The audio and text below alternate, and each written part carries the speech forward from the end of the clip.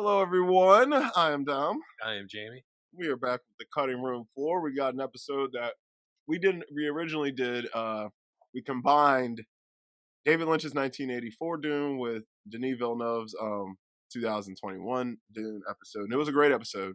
We ripped apart David Lynch's Dune, As most but people do. yeah, we're not going to do that today because we're really more focused on part one of Denis Dune, since we got two getting ready to release here very soon. Yeah. And real quick though, before we get into any of that, I will say this. I'll let Jamie say what he wants to say. I'll say this. I think Dune 1984 from David Lynch is one of the worst movies I've ever seen.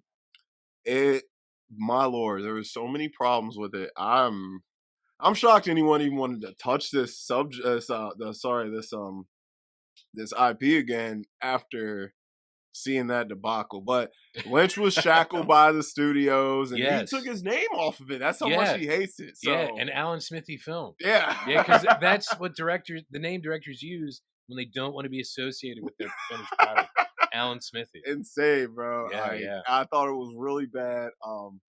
If y'all are really interested in that, you can request it. Maybe we'll redo it. But I mean, I don't even think we should put ourselves through that again. Yeah, it's interesting because you bring up, like, you're amazed that anyone would want to touch it after that, but because they have like Hodorowski's Dune, which was the great, like, never made film, like the greatest film never made. A lot of people say that about bro. it. You already know how I feel about that. I would have loved that because there's so many, like, obviously the script, the storyboards, the concept art. They did. I believe they did costumes. Like, everything was ready. He was ready. He had a soundtrack ready. Like, Pink Floyd was going to do most, if not all, the soundtrack. Like, mid-70s Pink Floyd now. That would have been sick, though. I don't even care. Like, and you know, it's the great unmade film of all time. It is, bro. Because, like, Hodorowski's style, because you know I'm a huge Hodorowski fan. Yes, his style, his creativity, what he comes up with, and what he can do with small amount of money. Yeah, and that was pre-Star Wars. Yeah, man. He would have.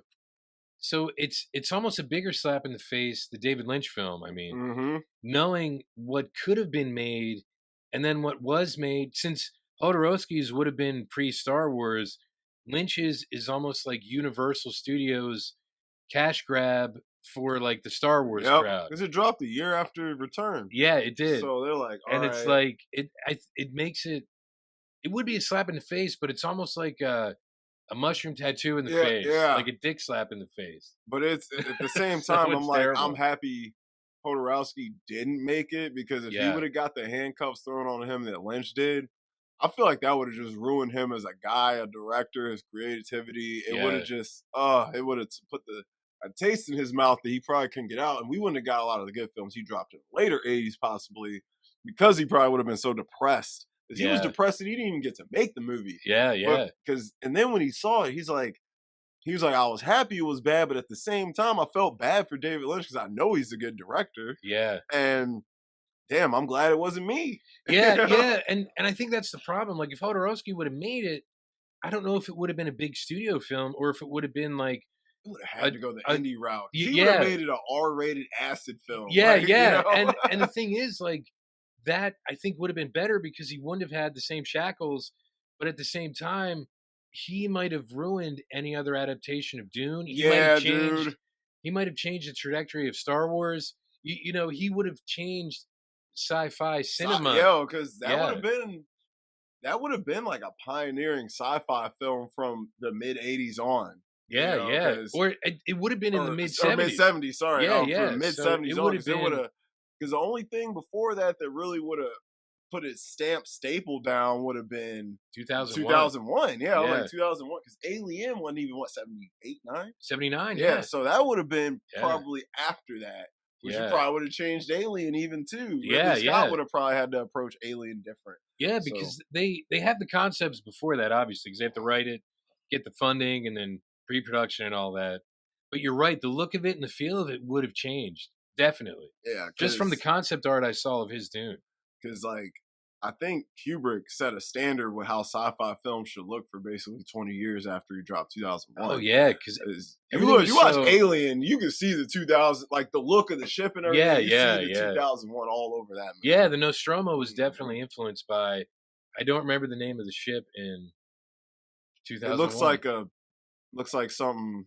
Does it have a name though? It probably does. I can't remember it, but the look of it is interesting. But if you think about, just a quick aside to like Alien, all I can think of is Bishop from Aliens, but Ian Holmes' character in Alien, the android robot, obviously influenced by Hal. Absolutely. He's human Hal. Yeah. Or not human, but he's in life Hal. He's a physical version of him. Yeah, he's the next step up from Hal. And basically the evolution of what Hal would be next. Yeah. So, and then obviously Bishop's like a perfected version of him. Yes. I actually never even thought about that. It's like Hal is often considered a villain, which he is, but he's not, because all he is a program. Yeah. So how can a program be villainous because it didn't create itself? Yeah, it's neither good nor evil. It's, I don't want to say middle of the road, but it's how you interpret it. Yeah. Because it doesn't care. It doesn't feel either way. It doesn't know good. It doesn't know evil, and it only knows like logic, like Mr. Spock from Star Trek. Yeah, it's almost like me sending a bunch of disgusting emails to somebody and blaming the computer for sending it. You know what I mean? It was me. I just used the computer as a medium to do so. Yeah, I blame Comcast for allowing me to send it. Yeah, Comcast. You didn't proofread this? Yeah, come on, guys.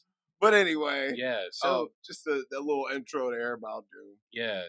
And we might even reference Lynch's Dune a little bit. I'm sure. Oh, we definitely will. We'll definitely reference back. So, and we haven't seen the Sci-Fi Channel 2000 miniseries, which is actually supposed to be good for being like a Sci-Fi Channel movie. And also we didn't read the book, so we're going strictly off the lore the films have created. Yes, and the imagery that the directors present to us. So what we can glean from that. Yeah. All right. So, Dune, interesting story here. So basically, you got 3 houses? It's 3, right? Yeah, I believe it is. You got Atreides, Harkonnens. Yeah, I'm sorry, they say Harkonnen, but I'm from the Lynch era. Oh, okay. So I would say Harkonnen. Harkonnen. Yeah, but Harkonnen, I like Harkonnen better. Yeah, it sounds like more menacing in a way. Yeah, the Harkonnens, and Karina or something. Right? Yeah. Oh, like, is that like the Emperor of Space? Is that his house? I guess, because he's the guy that sends the House Atreides.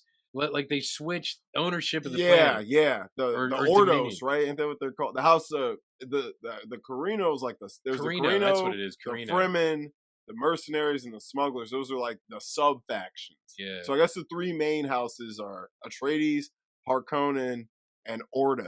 Okay. Right. I said Karina because we were talking about Whoopi Goldberg. Yeah, I was saying Karina because Ray Liotta from last week. Ray Liotta, man. Yeah. That's Hank Hill. Yeah, Hank Hill.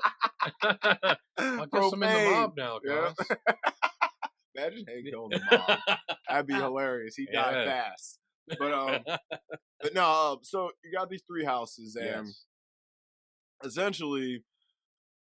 So there's things that have gone wrong here, kind of in the universe that weren't supposed to happen. So it's basically a space soap opera. It really is, but it has the same type of setup as like feudal England. Yeah. You know what I mean? Because there's dukes, there's barons, there's probably lords somewhere. There's somewhere, and emperors who obviously, I'm sure there might be like king type of people somewhere, but only because of the titles that people have, and that's what it seems like. Because House Atreides, Duke Leto. Duke Leto is the man. Yeah, he's not Jared Leto. Not to be confused with Morbius. Yeah, not to be confused. Which we always will be referencing Morbius for the rest of the time. So you got Duke Leto, and then the Harkonnen, he's Baron. Baron. He's what's his name? Baron whatever. Oh, it's Stellan Skarsgård's Yeah, Stellan Skarsgård, incredible. Yo, he's real good. But look, Dave Bautista. Oh yeah, our buddy so Dave. Many dudes Dak Schmalkian. From Polka Dot Man. Yep, Suicide Squad. Yeah, and also Dave. No, he wasn't Dave. Dave was T.I. the Russian guy from Ant-Man and Ant-Man and the Wasp. There's a lot of dudes in this film. Like the cast is Stellar. outrageous, but dude, I can't believe it. Even Oscar Isaac is amazing. Oh, he's so good. Oh man, I love. We'll talk about Oscar in a minute. And your boy Josh Brolin. You already know my boy Jason Momoa. Jason Momoa, yeah. Oh, but Baron Vladimir. That's who he is that his name? Vladimir. So you already know it's set up because the book was written in published in '65. So you already know the name Vladimir gives you that Russian kind of vibe. I was like, I just think of Russian vodka. yeah. So it's like, so you already know the Harkonnens are evil. yeah, basically. Let's just keep it real. Yeah. You know, and based on when the book was written. Yeah, it's like communist versus. Yeah, which it's just like, you know, when a lot of things like you read something from the 40s, 50s, Nazis are going to be, you know, one of your villains. So you watch an Indiana Jones movie, you know, and all Nazis are going to be the villains, you know. Yeah. So you know that. But yeah, so the Harkonnens, they team up with the other house, not Atreides. The Ordos. They team up to kind of get rid of Duke and Leto, and that's why they send him to Dune. Yeah, to die or to be murdered, I should say. But Duke Leto is different because he's kind of like a progressive, forward-thinking guy because he wants peace between all the houses and tribes. Yeah, because they're cousins. They are cousins, and like they all need to control the flow of the spice. Yeah. So because you know spice is almost like oil there. Yeah. I mean, it's like Coke. Yeah, it's like, basically, Arrakis is the planet, Arrakis, right? yeah. It could actually be called Spice World, but that name is already taken. One of the best 90s movies. I don't care what nobody says. I love Spice World. It could be called Spice World, but it's not. It could be called Spice World. Because people would... The dialogue would even be different. Because you go there, and the Fremen would be like, well, tell me what you want, what you really, really want. And I'll tell you what I want, what I really, really want. So, you know, that's what they'd say. You know? Yeah. Listen, I love Spice Girls. I don't care. I grew up with them, all right? Hey. But, yeah, the flow of the spice is the main thing. Right? Yes, and that's the main thing.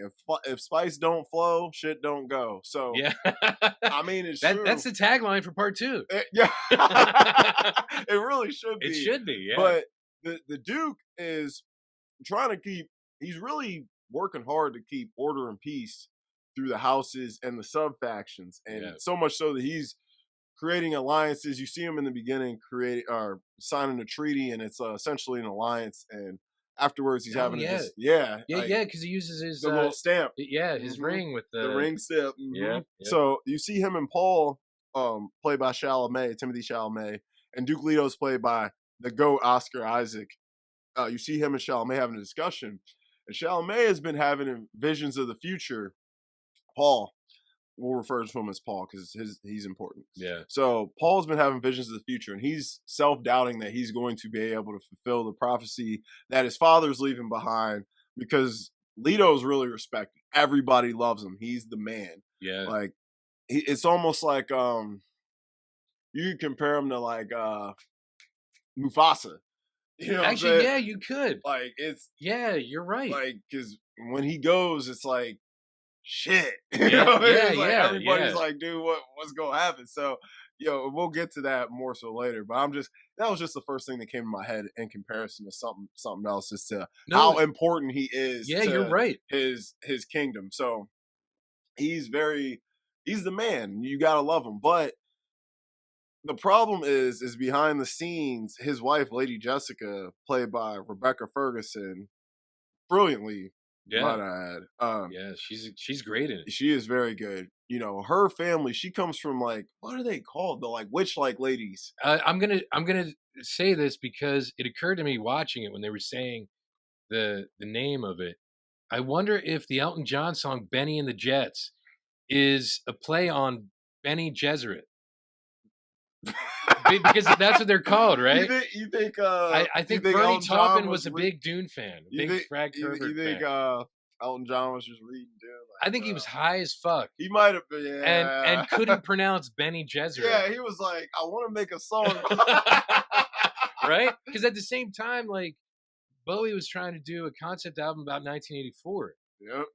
And that was Diamond Dogs. Diamond Dogs. Yeah. So good. Yeah. So and You already anyway, know I'm a big Diamond Dogs fan. Right. Rebel alone is are you a big fan of Moulin Rouge? The film. Yeah, the film. Oh yeah. Because I believe Beck covers Diamond Dogs on the soundtrack, and it's incredible. Really? I'm gonna check that out. Oh, check it out, because Beck, incredible. Probably one of the most underrated musicians, because people only think of like Loser. Loser, yeah. But he's been steadily one of the best of the past 30 years. Anyway, Benny Gesserit. Yep. So her family essentially kind of, they don't disown her, but they're real upset with some decisions she's made. So she was supposed to have a daughter, right? She was supposed to have a daughter. She wasn't supposed to fall in love with the Duke. No. She was supposed to be with somebody else. They were supposed to have a daughter. Yeah. And because women kind of run that faction essentially. Yeah. It's matriarchal. It's matriarchal, Yeah. But the Duke wanted a son, and she gave her husband what he desired. And of course, that caused a problem with her peoples, because they're like, you're having a son. You ain't supposed to have a son. You're supposed to have a daughter. But they let the son live because they are intrigued by him, because they do sense something more in him. Almost, because no male really has this ability. But because of his mom, Paul does.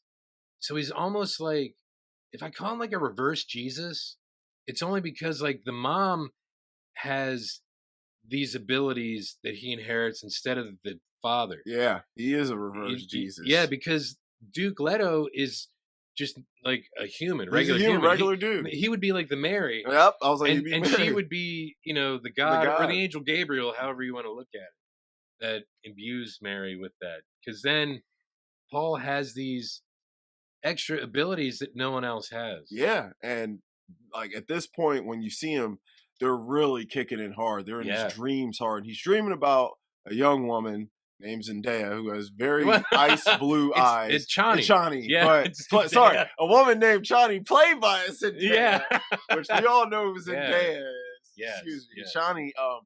Chani, he sees her, and he's having visions of being with her, and he's seeing her face, and you're like, oh, Zendaya, she looks really crazy with these bright ice blue eyes. It's kind of cool. I really like how they edited the eyes on the people in the desert. The special effects in this film make you realize why, like, the Speed Force scenes in The Flash look like trash. Because Warner Brothers put all their special effects money into Dune and probably Dune Part 2.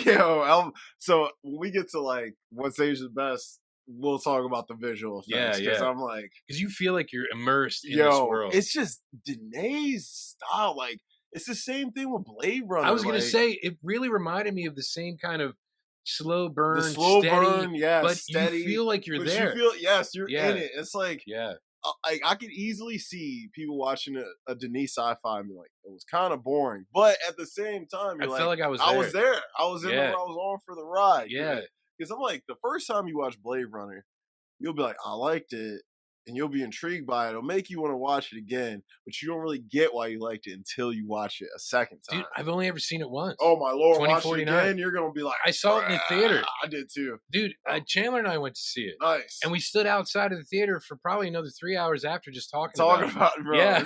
Because I was like, bro, I was so impressed with Blade Runner 2. It's, dude, it made me love Ryan Gosling. Dude, I'm like, it's probably it's probably top 3 Gosling role. And another Dave Bautista. Dude, that's Denis' guy. Dude, he likes him. And you can tell.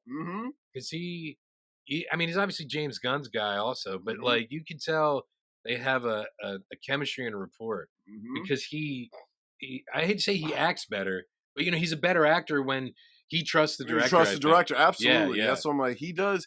And directors seem to like him. He's getting a lot of work, and a lot of people seem to like working with him. So I'm like, he must, he's kind of like Jason Momoa, he must really bring some energy to the sets and stuff like that. Whoever directed that porn, man, I wonder who that was. Dude, right? He was like, you know what? I can kick this shit up a notch. So Paul, you see Paul going through, before like shit starts really hitting the fan, you see Paul just kind of going through, feeling all these emotions and getting all these things while he's trying to take in this training and learn all this stuff. Yeah. There's a lot of pressure on this kid. Yeah, because even the mom is like, like when he doesn't do it quite right, He's she's trying to pretty get the voice. harsh. Yeah, when he can't do the Yeah. voice, she is like, "You little turd, get Yeah, this yeah. shit right. Yeah, You want to exactly. die? You want to survive But situations?" but I don't know if, like, he understands that. She does because he's not supposed to be able to do any of this stuff. Hmm. But since he has even an inkling of it, it's an amazing thing. Yeah, it's almost like, holy hell! It's almost like in The Last of Us, how Ellie's not affected Yes, by yes. the fucking disease. It's Yeah. like, wow, what are you? Who are you? You know, so Yeah, yeah. it's almost like, if you watch like High Plains Drifter with Clint Eastwood, he kills these guys so quickly, and they're just like, "Who are you?" They just don't get how this dude is doing all this shit. But so Paul is, he's kind of an angsty teen a little bit too, though. He is because I imagine growing up uh kind of like royalty, but having uh the burden of purpose. Because Yeah, like Loki always says he has glorious purpose, right? But that's a burden it if is. if you're kind of being groomed in a way to be a savior because he has to take over for his dad. Everybody Yeah. loves his dad. What Hmm. if everyone thinks he's a piece of shit, It's like, well, man, yeah, I'm not my dad. So how do I? Because he even says at one point, like, his grandfather was a bullfighter. yeah, You know, random. it, our grandfather killed bulls, and I think Leto's like, yeah, look at us now. We out here thriving. Yeah, so it's Fresh like, black trench coats. yeah, You know so what I mean? so I think he's trying to figure out who he is because his grandfather, I I don't want to say didn't amount to much because being a bullfighter It's isn't fucking tough, incredible. Yeah, man. yeah. But in But compared to comparison, Duke, yeah, in so comparison it's to like his so if son's Duke doing, did so much better than the grandfather, it's like, what what? am I supposed to do? Be king Yeah, of the goddamn universe? yeah. Like, My dad's John Lennon. What the hell am I gonna do? right? It's like, well, Yeah, I guess I'll work at fucking the grocery store. I yeah, don't know. yeah, I'm yeah. not gonna make Oh, music. yeah. Paper or plastic? Yeah, shit. Fuck Yeah, that. I'll do anything but make music. yeah. But So, and I think that's the struggle he has in the beginning. yeah. But then he knows there's something more to him because of the mom. But he's still trying to figure out, like, what do these visions mean? Like, he sees his buddy, your guy, Duncan, Idaho, Hmm. because obviously Arrakis runs on Duncan, Yep. and Duncan, Idaho, he sees a vision of him, and he wants to go with him to Arrakis right Yep. away because he wants to make sure he's okay because that's the guy who's training him. Yep. He's been training them. Yeah, Him and Gurney, yeah, played by Josh Brolin. Um, you see early on some of his angstiness when him and Josh are training, yeah, and he's like, "I'm not in the mood." It's like, motherfucker, you better be in the yeah. mood. Because if someone's gonna kill you, You, you yeah, better be in the mood to yeah. save your That own life. murderer's not gonna be like, "Hey, you in the mood to die right now?" Yeah, You're not. I'll come back tomorrow, bro. yeah, You know yeah. what I'm saying? But I won't tell you when. Yeah, But I'll just so be you know, back. be at between Between midnight noon, and midnight. it's like Comcast. You Yeah. know what I'm saying? Yeah, sometimes. Yeah, it's like the cable company. Oh, yeah. They'll be there between 8 a.m. and 8 p.m. You know what I'm saying? It'll be 7:59 and they'll show up. 7:59, they will pull up. My lord. But yeah, it's because he doesn't you can tell he's pushing against this stuff. A Yeah. part of him wants to just be a regular dude. He's like, man, can I just walk around like the prince and get all the chicks? Yeah, yeah. Like, And you're right, it is teen angsty because he doesn't want that. it's almost like an Anakin, you know? Yeah, It's yeah. like, hey, buddy, you're cursed with this greatness, Yeah. whether you want it or not. And what you choose to do with it is kind of on you.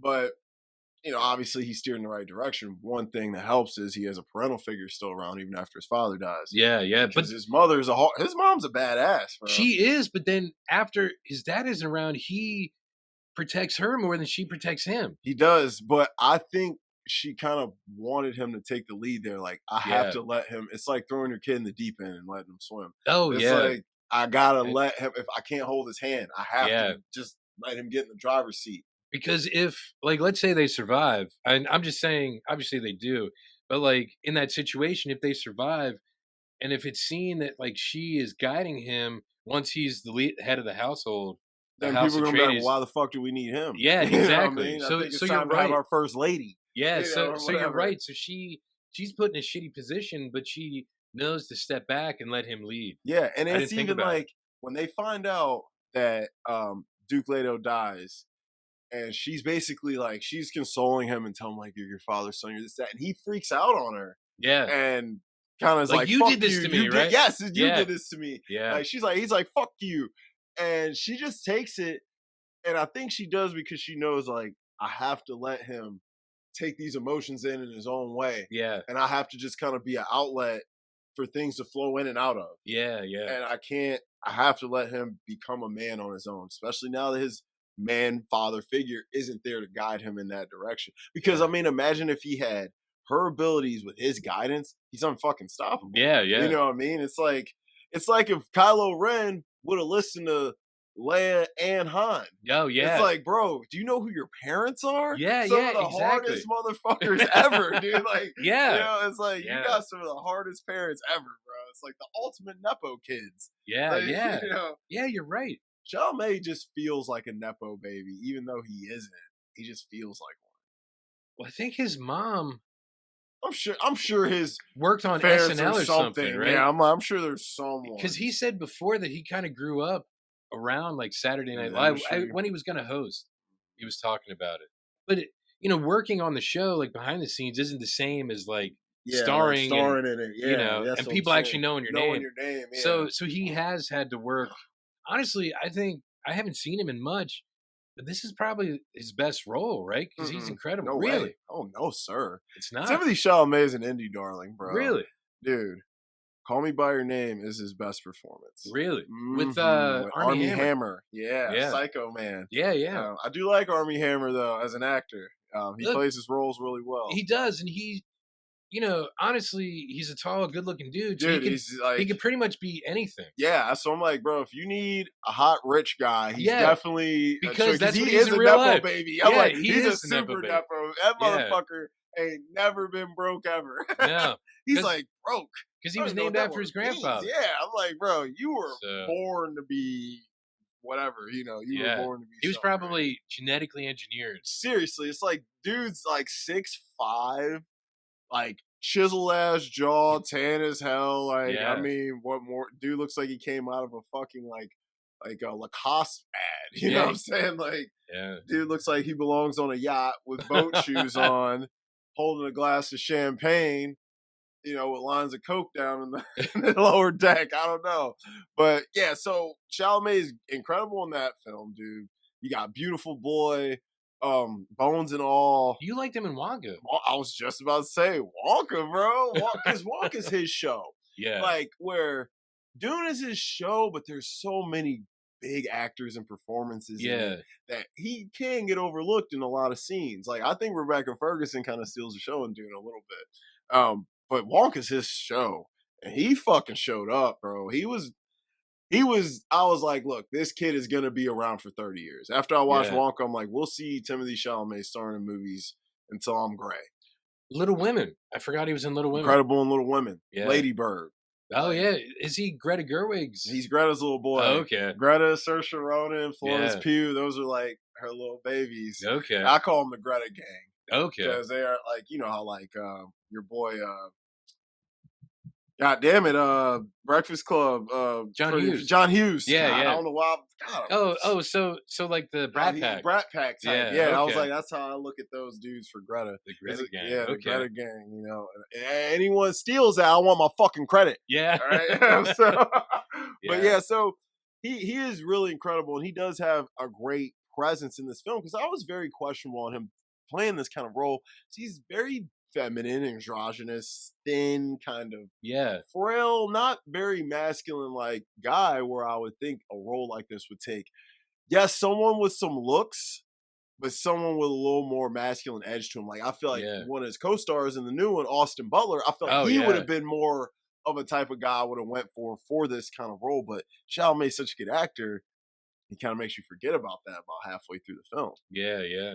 And he does, you're right, because at first he does seem like a spoiled rich kid, and then suddenly his whole life gets turned upside down, and he turns into a survivor. He does, and he's like, he's about the people. He is from the jump, and like everyone who meets him, they just know you're something else. Like when he meets the people in the desert, when they take the spice ride, in the chopper, like the black chick, she's like, dude, it's just. Oh yeah, you did that. Why did you cuff your pants like that? He's like, it just felt right. It felt natural. And she's like blah blah blah blah. That's blah. not that's a veteran move. You're a rookie, you know. She knows, like even Duncan knows, like Duncan knows so much that he's like, I gotta protect you at all costs. I don't want you anywhere near harm or danger because I know what you got to do later. Like everyone can sense it. Everyone can feel it. It's almost like how in Star Wars, like Lord Vader, he even tells Luke, like, bro, the Emperor foresees us doing all X, Y, and Z. He knows how this shit's gonna play out. Yeah. And it's kind of like everyone else in Dune. They know how this shit's gonna play out. They're just waiting for it to fucking happen. Yeah. It's like Lady Jessica, I feel like she knew Lord Leia or Duke Leto was gonna die. She's like, he's gonna fucking die at some point. Oh yeah, she would have had to. She had to sense it or felt it. Because they have some kind of like, I want to say like ESP yeah, or some they kind can of whatever. feel shit. Yeah, I mean, look at 84 Dune. They tell you their thoughts in their head. Yeah. Like it's dialogue. I'm like, the thoughts in their head. Yeah. Instead of us like, yeah. Oh my God, you're right. That's terrible. It's terrible. Right. That's one thing I like way more about this dude. Danae, there's a lot of silence and dead noise in this film that gives the audience time to take it all in. Yeah. And it gives you some nice ambiguity, but not too much. It gives you enough for mystery to make you really want to keep watching. Whereas like 84 Dune, I've never seen something more on the nose. Like, is there anything more on the nose ever made? Like, this is exactly what you're supposed to know about this film. I don't like that in films. I like myself to be able to interpret things. Yeah, yeah. Because, like, that's one thing. Only director that is super on the fucking nose almost all the time that I just still love, and it's Lars von Trier. Lars von Trier tells you, usually in the first 30 minutes of a 2.5, 3 hour film, you know exactly what message he wants you to take away from his film. But it doesn't spoil because so much shit's going to happen. You're going to be like, yeah, I forgot about that. You know, it's a little different with him, but you need something for the people to chew on and think about after it's over. Yeah. Because like when Dune 1 ends, Part 1, you can go a million ways. Your mind can go a ton of ways on how you think everything's gonna play out. Yeah, yeah. In the future of it. So, and now if you've seen 1984 Dune, you know a little bit of what might happen. Because you know it all, because I mean we got Dune the story, which is kind of annoying because I'm like, well, now I know what's gonna happen. But it happens in like the last like 20 minutes. Yeah, because they try to cram it all in like 35 minutes, and I'm like, man, y'all really should have made 2 films. But yeah, but whatever. Ugh. But yeah, so Paul is a character. This film really is about Paul's growth. Part 1, at least, it's about Paul's growth, his redemption. And, you know, him just learning how to be the man that, you know, it's essentially a story about a man who doesn't believe in himself, but has no choice but to swim. Yeah, you know, it's the underdog, not really an underdog story, but I don't think anyone thought, I'm sure when he was born and they saw he was a guy, they're probably, shit. Yeah, that better be the umbilical cord. Yeah, right? You're like, oh, ain't nothing. Oh, come on, man. We need some ladies here.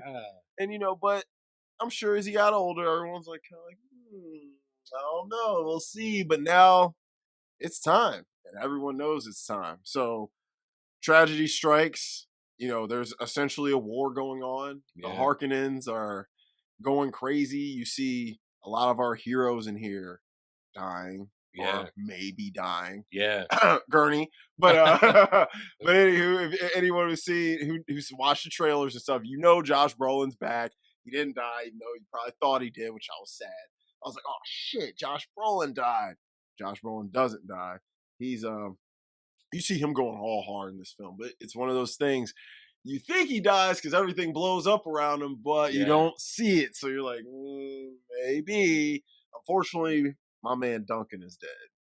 He got sliced up. Yeah, but he was going hard. He was going hard as shit, bro. I thought Jason Momoa played this role very, very well. And I don't know if that's due to his ancestry, his Hawaiian upbringing. Because it feels tribal. Yeah, it does. Like, The houses feel tribal, and he feels like a tribal guy, perfectly placed in there. It's a big warrior protector type. He was perfectly cast. And I guess Denis loved him and personally called him up and wanted him to do it. So that's really cool. So he was like, bro, he's one of my favorite directors. He was like, I was definitely doing this role. Yeah. So that's really cool. But when you see Duncan die, it's really upsetting. When you think Gurney's dead, it's really upsetting. Yeah, because And you see them in their relationship with with Paul, so Paul, you and get you're to like, know him. God, this is his like his big brother, his uncle, his Yeah. dad. It's like it's all like losing some of the strongest male figures in your life. Yes, yes. And it's like it almost is like a foreshadowing, like, dude, the matriarchy is what it should be because all these men are dying. You don't see Yeah. women dying in this movie. The My women God, are you're fucking right. survivors. They're some of the Yeah. best warriors. They're the Yeah. smartest. They get the shit done. And men are almost, you know, expendable in this world Well, you to a know what they degree. say? They say, like, they just ask a question sometimes, like, how many wars were started by women? Mm-mm. You know, like, and you Yes, think about it sir. like, huh? It's like, well, Huh? we won't get into that. We won't upset Yeah. Now, anyone. because of women is a different story. That's a It's whole 'cause different story. but that would be men doing it Men doing anyway. dumb shit. You Yeah. know how we are. Yeah, but That still. could be an entire episode on just how men act as a result of women. Yeah. But women do kind of run the shows here. Although yes, Duke Leto, he was the Duke.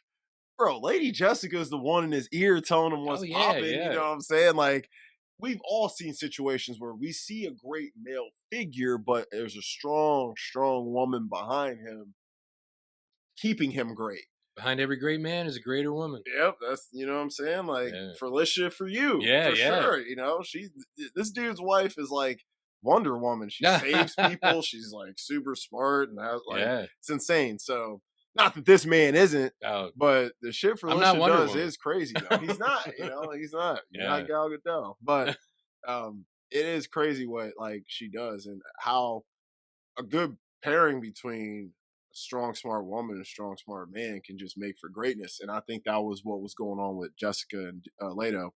So, I mean, it is weird that the man is kind of possessing all the greatness of men and women. So you got this almost like majestic kind of creature that's like, Yeah. holy hell, you are one of one. Yeah, yeah, Paul. He's He's one because of one. he is a perfect mix of both of his parents. He really is because he has the caring, sensitive human connection side of his dad, and he's got the powers, the mindset, the strength of his mother. Yeah. So it's like you combine those, you tighten this kid up, train this kid on both sides, he's unstoppable. You know, Yeah. who's gonna stop this guy? And I'm very eager to see where they go with two, especially with how the first one ends. So And like you said, your guy Austin Butler's in two. AB, bro. Austin Butler, Lea Seydoux, Florence Pugh. Yeah. Got a bunch of B's coming into this one, dude. And added on to who's already still Already there. in it. That's what I'm saying. I'm so hyped to see what they do with Lea Seydoux and Austin Butler, bro. Because, like I said, I'm a huge Lea Seydoux fan right now. I'm watching her, man. She is something else. I think Austin Butler is Sting's character from '84. Yeah, right? and he looks insane. Have you seen his look? No, dude. He looks I know he's bald crazy. because they're all bald in bro. there, He but looks. I'm like, damn. he looks kind of like the engineers from Prometheus. Yo, he kind of does. Yeah, Yo, yeah. Prometheus is underrated to me. Yeah, it's a great I film. thought it was good. Michael Fassbender is playing the droid. He's too good. You know, he's just too good. Anyway, he should have squeezed Michael Fassbender in Dune 2 somewhere. He could have found something for him. Honestly, especially like after watching The Killer, bro. I'm like, oh Michael Fass need to get in a hard-nosed sci-fi action film quick. Like, I would love to see him work with like Ridley Scott or somebody like that. Do something gangster. Well, anyway, I mean, they did Prometheus. They did. That's what someone else rework with Ridley Scott. But someone else or Denis is doing a new Alien film. It's supposed to be pretty decent. Even Ridley Scott said it's pretty good. I think it takes place between Alien and Aliens. That's like, kind of cool. chronological. I kind of like that because I don't want to see nothing too new. Yeah, because I'm like, I like the world of Alien and Ends the most. But anywho, so but yeah, you got a beast mode cast here. So Austin Butler is gonna be great. Lea Seydoux is gonna be great. Florence Pugh is gonna be great. But this film, you see, after shit hits the fan and the war's going on, we gotta talk about two more specific scenes before we get into like our little questions and shit. Yeah. So the Duke dying. Yes. My God. I think it's one of the best scenes in the film. The Duke, he does sort of get betrayed and helped in a way. Yeah, because the betrayal was almost It inevitable. was inevitable. Well, maybe not the betrayal, but the fact of him getting captured and probably killed is inevitable. Yes. So his doctor, Yeah, his Doctor, we'll call him a caretaker or something. because it's like Dr. Ewan or something, Yeah, right? he's its caretaker. He essentially sells him out because the Harkonnens have his family, and they're like, he "Listen, you wants want to to save see his him wife. again? You Yeah. want to see him again? Then you give him up."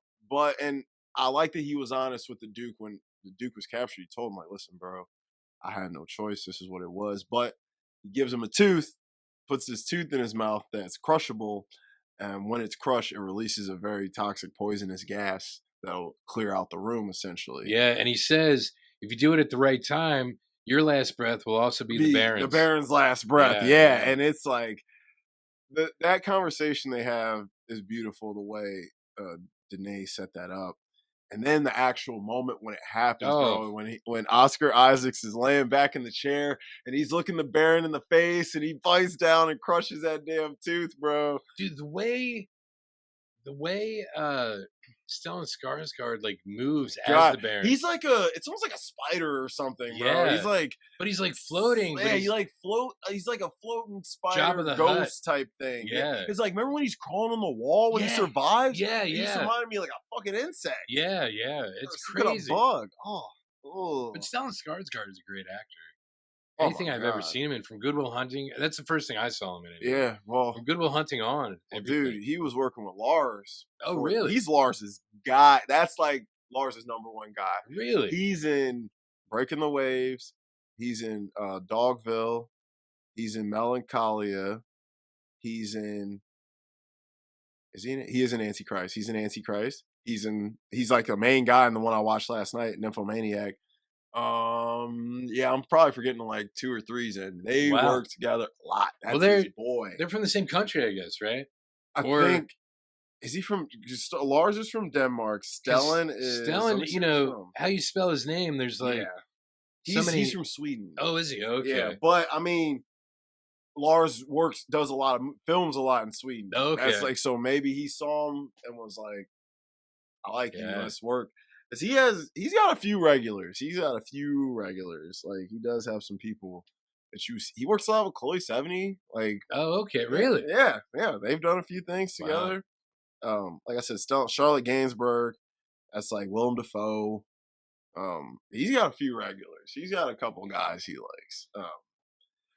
I mean, dude, I can't wait to put you on the Trier train. Yeah. The Trier train's good. You're gonna start thinking you're going crazy after a while. You're gonna be like, what the fuck does this dude got me watching? But I can't stop watching it. It's probably like a train wreck. Dude, it is. That's why I call it the Trier train. Yeah. Like, the Trier train rolls. You probably like Europa. It's about a guy right after World War II goes to work on his uncle's train in Germany. He's from America. And bro, Germany's like in complete ruins, and it's like all these political influences trying to get him to do certain things. There's terrorist attacks, and like, really, yeah, it's crazy. It's all on this train, and like, bro, it was real good. I was like, God damn, man. I was like, I couldn't imagine being alive back then. Shit suck.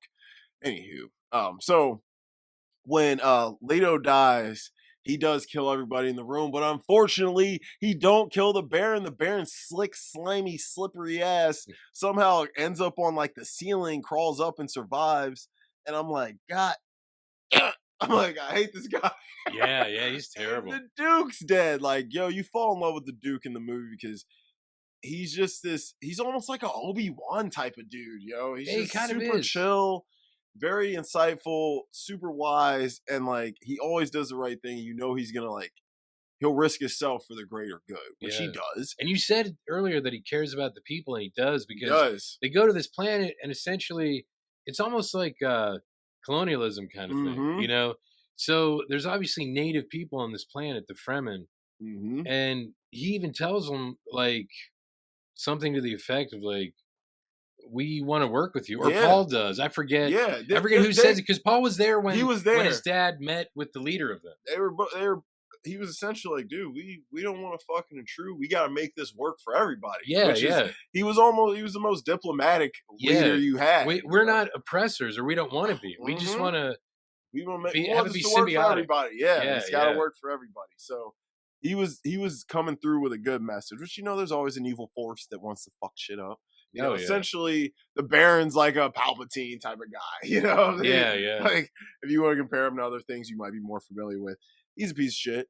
It's right in part 2. Christopher Walken is the Emperor. Oh yes. I forgot Christopher Walken's at it. Yes. Dude, we got goats joining the cast. We got goats joining the cast. Like Christopher Walken's gonna be great in this, like he is in everything.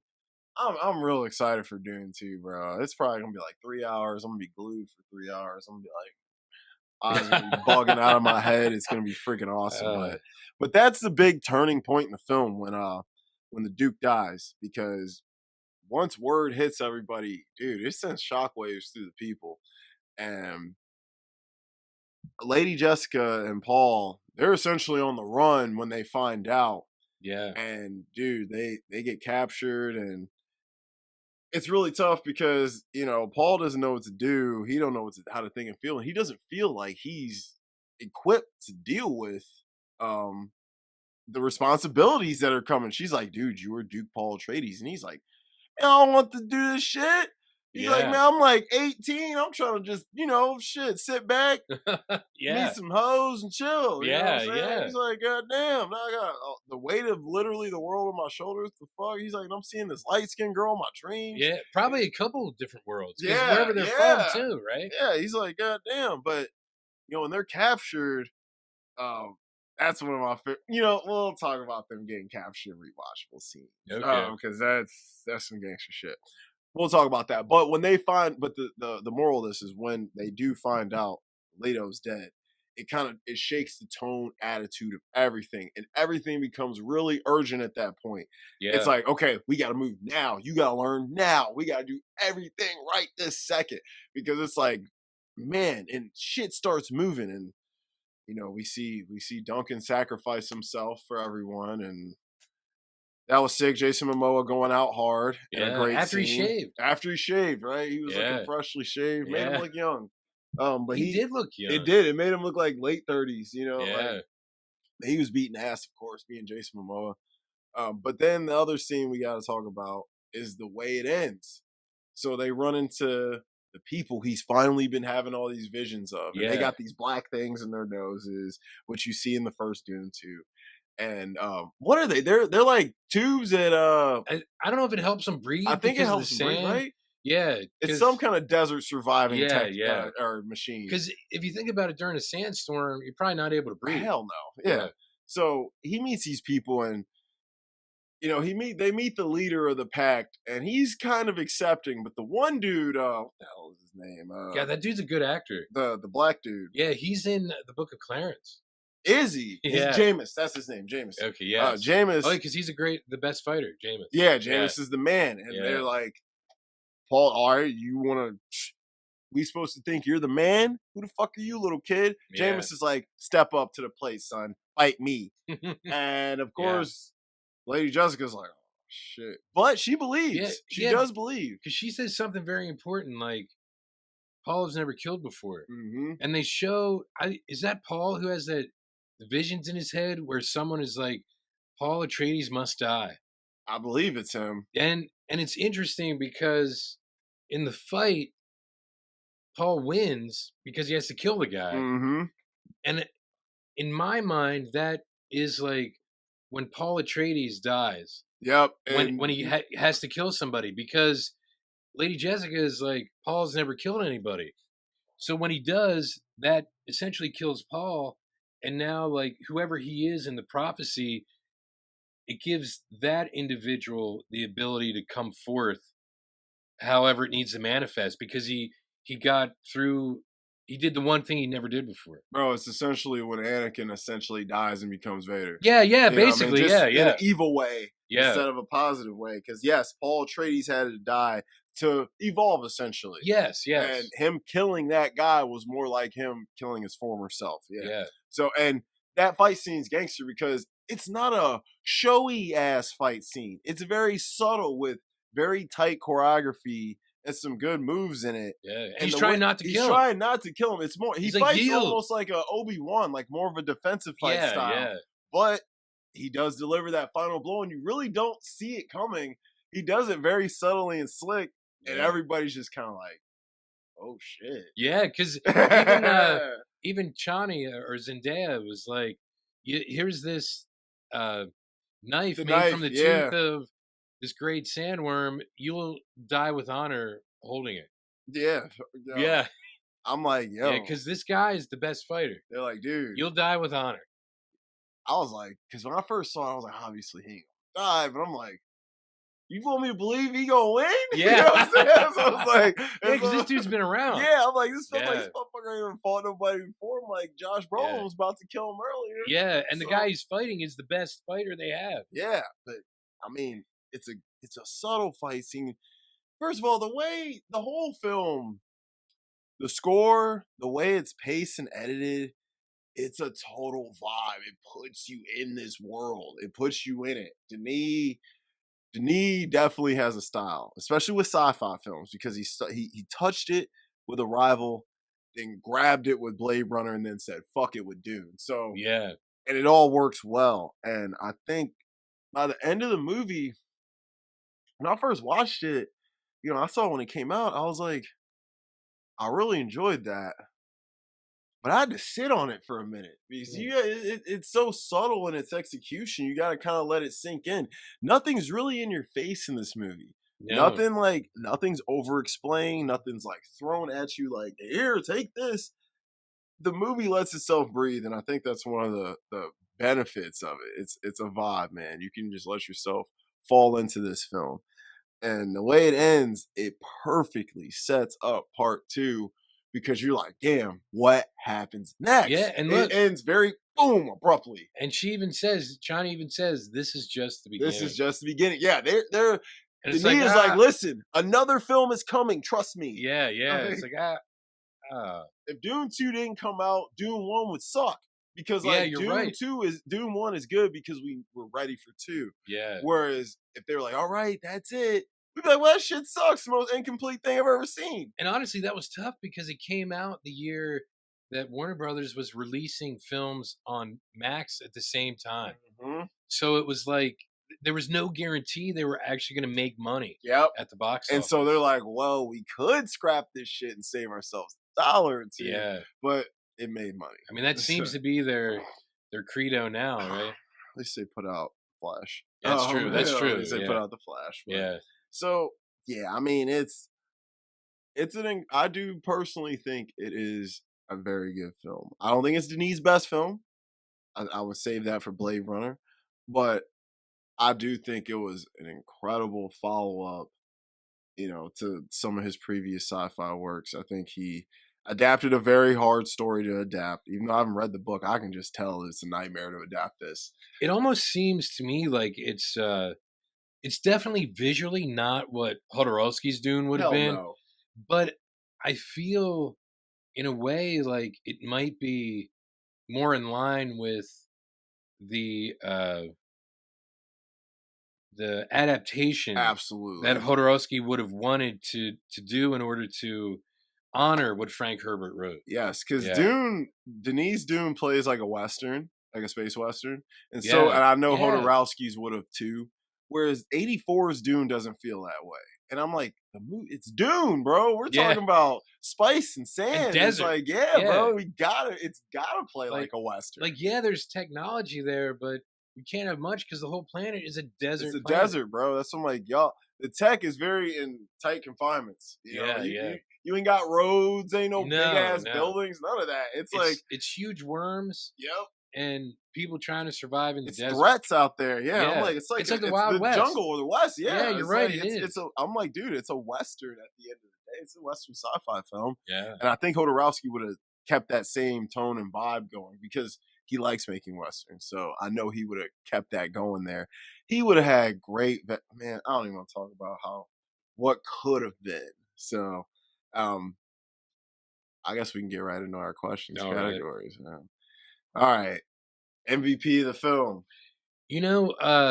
I might have to say it's a tie for me between Oscar Isaac and Jason Momoa. I Believe it or love not, both of them because you feel it when yeah, both of them die. yeah, I yeah. was so sad when they both died. And I think like no matter what, like their performances help elevate whoever's around them.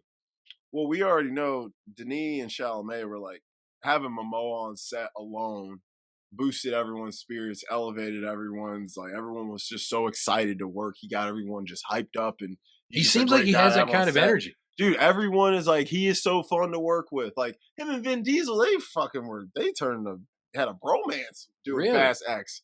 They were like, bro, everyone was like, Jason brought an energy to this film that we don't know if anyone else could have. Bro, he is Fast X. Really? Hell yeah. He is the best thing about the movie. He's the reason it's watchable. Because without him, it'd just be a shitty action blockbuster. But Jason Momoa makes Yeah. it something much more. I'm not saying it's something to fucking write home about, but Yeah. his performance is extremely memorable and fun. And you're just like, I love this damn guy, you know? So Who directed Fast X? Do you remember? was it the dude who did Fast Five? Hold up, I got you. Because I don't know if because Justin Lin directed a few of Yeah, I them. was like, I feel like it is him. Okay, No. Louis Leterrier. Oh my God, he directed The Incredible Hulk with Yeah. Ed Norton. Yeah, Ed Norton. He did like Transporter and shit. Oh yeah. Wow. Oh, he did Clash of the Titans. Okay. Yeah, I think he's a French director, as you could tell from his name. Yes, he is a French director. Yeah. But yeah, he did The Incredible Hulk, which wasn't he bad. looks super French. Like, yeah. this is the most French looking guy I've ever seen. The guy, he life. does. He looks like he's taking a wee wee. Yeah, right. That's actually what he is looks like. the most French motherfucker I've ever seen. So my MVP, Denis, man. Oh, the director. Yeah. I don't think like that for some reason. But you're right. Because without his vision, none of it would have worked. It's very much a Denis film. It has his stamp, his signature, his flavor all up in it. So since you said him, is he an auteur? Because you can kind of tell. Yeah. Oh yeah. You can kind of tell with like the camera shots, even though each film is different.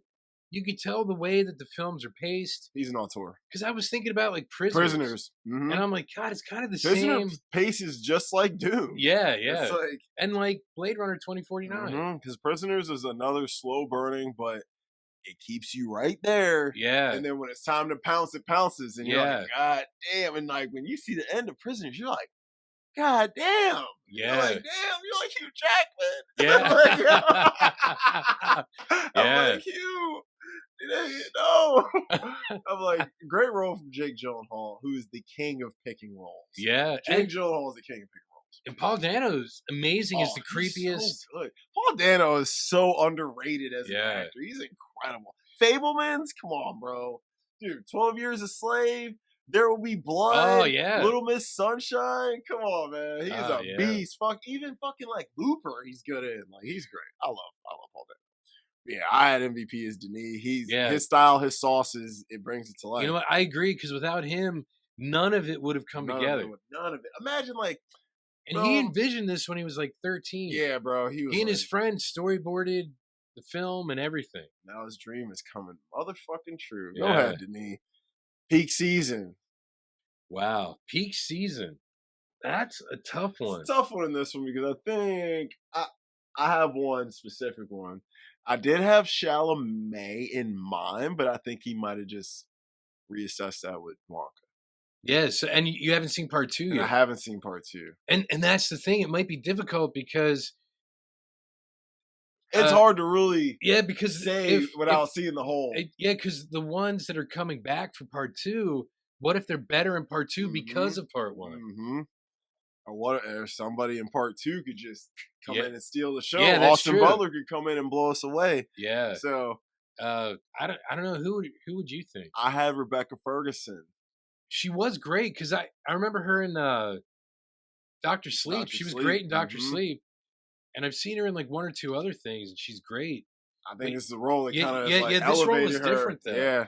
Like this is a big role for her in a big high grossing film with a big A-list director, and I think she came through and really, really laid her mark on the film. And like I said, like Dr. Sleep's good, but I think this is the top of her mountain as of right now. It's got to be her highest grossing film, and her biggest role. Because like I said, I thought about Chalamet, but I'm like, I don't know. With Wonka is probably made almost as much money as Dune, and on top of that, it's his show. Yeah, it's not. You got we got Brolin, Isaacs, Ferguson, Momoa. We got a lot of factors. Yeah. I mean, when Dune was marketed, people were thinking of it as a Zendaya movie. You're right. So but it was right after the Spider-Man Spider-Mans and Euphoria was on top, and so so I'm like, damn, they look. And she's barely in it, but she'll be in this next one a lot. Yeah. I'm like, shit. I'm like, it didn't even feel like a Chalamet movie until you watched it. Yeah. So I'm gonna go with Rebecca Ferguson for peak season. And you know what? I would agree because all the other people have done things. Aquaman or Jason Momoa would be Aquaman. Yeah. Josh Brolin's would be Thanos. Oh my god, yeah. Or even he was great as Cable. Yeah. I'm like, he's Deadpool too. Yeah, he's great. No Country, which made his career essentially for this. Goonies. Listen, that's one of the most legendary films of all time. Yeah, if that's the only thing he would have done, he's still a great. Legend. I'm like, you're still a legend because you're in one of the best fucking movies ever. Who was he? Brand, his brother. He was great. Oh, when he's on the little tricycle and they grab his hand and he fucking flies off. He was going hard though. He was the muscle. Yeah, he was. He was the muscle. Everyone. All right, we'll talk about. We might just do a Goonies episode. Dude, we could do a Richard Donner. Yeah, I was like, we could do Richie Donner. We could do and look, Chris Columbus wrote it. I think he did. Yeah. And then you got Spielberg producing. Yeah, and he did direct a couple scenes. Did he? Wow, he's really good with kids. Because Richard Donner had a hard time working with kids at first. Really? So they're just goofing off so much, bro. Oh, yeah. And Spielberg was like, let me show you some stuff. So he directed some scenes to show him how it's done. That's awesome. Yeah. So, Spielberg's a man. He is, yeah. So, yeah, we will do it. We definitely do a Richard Donner episode. We could just do, a lot of his first. We could do Superman 1. We could do The Goonies. And we could do, Lethal Weapon 1. Yeah, that would be great. Oh, no, he also did The Omen. And The Omen, oh, my God. Yeah. He was a fucking monster. He was. The range. The range was insane. All right. Yeah. So, best quotes. This movie ain't packed with great quotes, but I do have a few. Yeah, I think the one that sticks with me right now, just because the end of the film where she's like, "This is just the beginning." This is just the beginning. I had that. And it's kind of like, well, yeah. And that kind of sums everything up. Yeah, it does. Sums everything up. Everything you saw is almost like a prologue. You're like, damn. You're like, this shit ain't even gonna matter really. In a couple years when we first watch it. Yeah. But yeah, I agree. That's one of the best quotes and most important ones. Yeah. I had a few. What's in the box? Oh yeah. Pain. I love the hand in the box. All right, we'll talk about rewatchable scenes. Okay.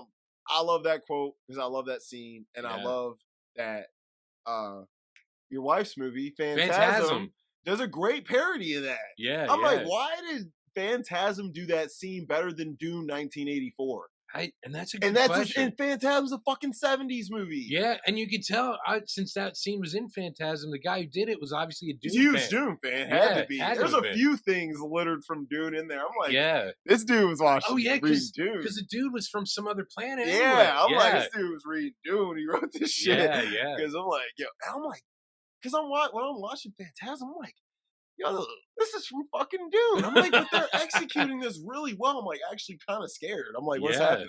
So yeah, that's a good one. Look down, master. You to join me in death. I see you found the mood. When Gurney and Paul are training in the room. Oh, they're sparring. Yeah, and they're sparring. He's like, I'm not in the mood. And Paul thinks he's got him, but he does have him, but Gurney has him too. Yeah. So it's like we both would have died at the same time. Yeah. So I thought that was a good quote from Josh Brolin. Sometimes I think of Dune 84 without the blocky suit. Oh my! It looks bro. It looks like something from Minecraft. It looks oh my god! You know what it does? You're right. Yo, I'm like, it looks so bad. But in '84, that was cutting edge. But right? I'm like, no way! In Star Wars, shit look way better in '77 Star Wars. I'm like, come on, man. I'm like, shit. George Lucas, first time director, makes some shit look way better, bro. I feel bad for Lynch. He got put handcuffs and ankle shackles on. But another one I have from the scene where Paul when he finally masters the voice to set him and his mom free. Oh yeah. Remove her gag. Yeah. Kill him. I'm like, oh, I love that shit, bro, because the dudes just like robotically do what they say. And I'm like, man, it's almost like George was Because definitely the mom reading says this to with the kill him Jedi then, mind. right? Yeah. I'm like, yeah. So he tells him to remove her gag, and then she tells him to kill him, and then she fucking starts going crazy with the voice. Yeah. And then she bitches at him. She's like, it wasn't the right pitch. Yes, and he's yes. like, I saved us, didn't I? Yeah. It's like, come on, like, hey, if it works. Yeah, it works. He's like, listen, I'll master this shit later, but I got us out of this now. We would have died. You know what I'm saying? So they were gonna kill us. They were gonna kill the motherfuckers. Yeah. Bro. They're I love that's one of my favorite scenes. Yeah, that's a great Rebecca scene. Ferguson.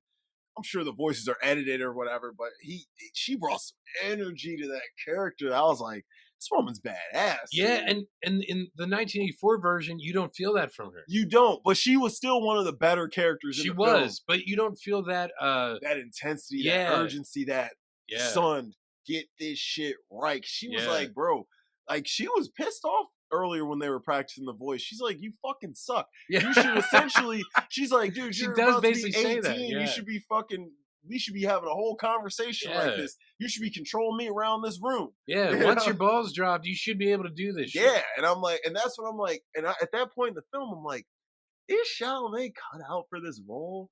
And I'm like, Denis wouldn't have cast him if he didn't think so. And then by the end, I'm like, he is. Shit, go ahead, guy. And I'm like, that's a credit to the kid's acting, though, because he knew I had to be this naive character that grew. Yeah. And he has to go through an arc. Yeah, he does. And he has a real arc, and it works. Another one from Paul. Get off me! You did this to me! Yeah. You Benin Desert made me a freak!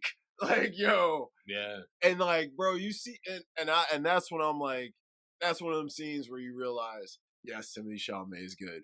Yeah. He puts he went from 130-pound feminine looking man to 210, 6'5" type of guy in that scene. He went from the Machinist to Batman Begins. Yeah. That's essentially for real. Yeah, he did. And he's like, he put some bass behind that voice, some intensity in that scene. And you can tell, like, and you know, great actors react. Rebecca Ferguson perfectly reacts to it. That's the scene itself works so well. But I'm like, yo, you feel what he's saying that? And he's like, essentially, you and Dad's selfish fucking ways because he wanted a son and you wanted to please him. You didn't think about the result of what was going to happen. Now I'm this weird guy who shouldn't have these abilities, but I do. And now I got the weight of literally the world on my fucking shoulders. Yeah. It's on my shoulders. And it's like, bro, I'm a teenager. You put me through this shit. I feel like I'm 45 years old. Yeah. You know? Yeah. So I get him in that scene. I feel him. I feel where he's coming from.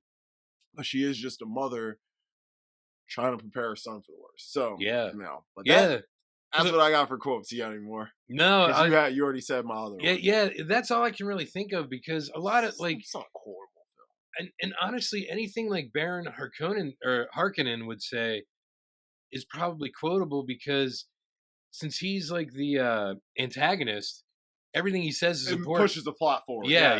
Everything he says is important, and he don't speak a lot. So. That's what, like, the dialogue in this film is minimal. It's not. You're right. There's a lot of dead space. A lot of dead space, and you know, the music, the score, and the sounds just kind of push the story.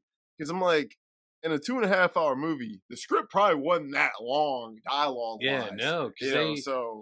And honestly, like, it's amazing to me how I think we said how like immersive it is because you really feel like you're in the desert with them. Yes. Like when Paul and Duke are looking at that the contraption, whatever machine that is, and stuff, and then like the worms coming or whatever and everything, and the sand's going everywhere. But you feel like you're there. Yep, I'm like, the special effects just blew my mind. Let's get into it. What's aged the best? I'll go first. I said the visual effects. Yeah, man, they incredible. That's what I had. The visual effects. I'm watching it the other night when we were texting about it. I'm like, this movie looks so good. I'm like, I feel like this movie is how films should be looking now, and they're not. I'm like, why does Dune look way better than everything that's dropped in the last year or two? I would love to see like behind the scenes footage, like how much of it was green screen, because it doesn't look like it's. Man. In most films, you could tell it's a green screen. So like whatever he did to make like the two moons in the sky, you know, like little details like that. But just I'm thinking of. When they're looking on the horizon, when they're in the desert after they get away from the guys that are trying to kill them, and you see like the sand dropping from the worms moving, like those like subtle things, they just look so natural. It blows my mind how dude. it I'm doesn't like, look computer generated. the cinematographer for that movie literally is like, it's like David Lynch and fucking like Christopher Nolan had a kid. Yeah. It's like, or not David Lynch, sorry, David Lean. Oh, It's David like Lean. David Oh, yeah. Lean, Oh, yeah, like because of all the Lawrence of sand. Does that Arabia, remind like you of, yes, yeah, like Lawrence Lawrence? of Arabia era David Lean, and right now Christopher Nolan had a kid, and that cinematographer is what came out and Yeah. made fucking Dune. Because it's like you said, I don't even know what's real or fake, what's practical or not. Because like even when you Yeah. see like the spice being like essentially eaten up by the worm, this shit looks Yeah, real. it I'm like, does. it looks like sand's actually sinking in. I'm Yeah, like, this yeah. shit looks And real. when Gurney and Paul like kind of like when Gurney goes to get Paul when they're trying to save the people Mhm. and their hands are like sinking into the sand, dude, I'm like hyperventilating. Yeah, I'm like, oh my I feel god, like I'm there with them and I'm sinking too. the visual effects in this film are